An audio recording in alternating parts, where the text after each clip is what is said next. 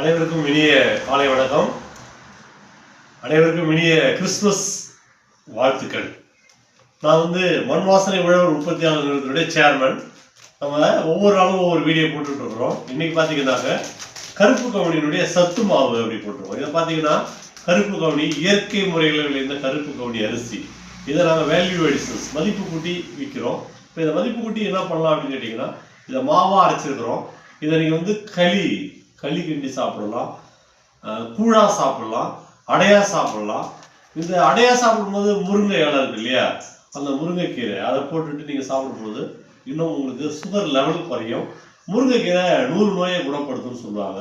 அப்போ ஆட்டோமேட்டிக்காக உங்களுடைய கண் பார்வை தெளிவு பிறக்கும். இதுக்கு இந்த கருப்பு கவுனி மாவை நீங்கள் கண்டிப்பாக வாங்கி சாப்பிடலாம். இது 100% இயற்கை முறையில் விளைந்த கருப்பு கவுனி.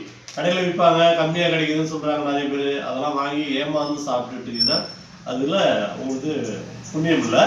ஆனால் உடலுக்கு ஏற்ற ஒரு உணவு கருப்பு கவுனி.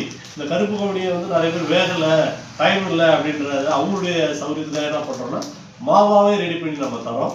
இது மண் வாசனை உழவர் உற்பத்தியாளர்கள் கிடைக்கும். அதுபோல் கரும்புருவை இருக்கு இல்லைங்களா, இது நரம்பு சம்மந்தப்பட்டதை கேட்கும்.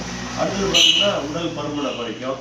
இன்னொன்று பார்த்தீங்கன்னா ஞாபக சக்தியை கூடும். இப்படி பல நோய்களை உங்களுக்கு இது குணப்படுத்தும்.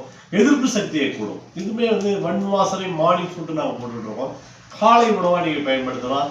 ஈவினிங்கில் பார்த்தீங்கன்னாக்கா நீங்கள் அடையாவோ இல்லை களியாவோ இல்லை புட்டாவோ செஞ்சு சாப்பிடும்போது உங்களுக்கு ஆரோக்கியமாக இருக்கும். அன்றைய நாள் முழுவதுமே உங்களுக்கு பயங்கர ஸ்ட்ரென்த்தாக இருக்கும். அதனால் மறக்காமல் மண் வாசனை மார்னிங் ஃபுட்டை நீங்கள் உடம்புக்கு எடுத்துக்கோங்க. எவ்வளோக்கு நீங்கள் எடுத்துக்கிறீங்களோ அவ்வளோக்கு உங்களுடைய ஆயுஸ் கூடும். மண் வாசனை குடும்பம் மகிழ்ச்சியான குடும்பம். நன்றி, வணக்கம்.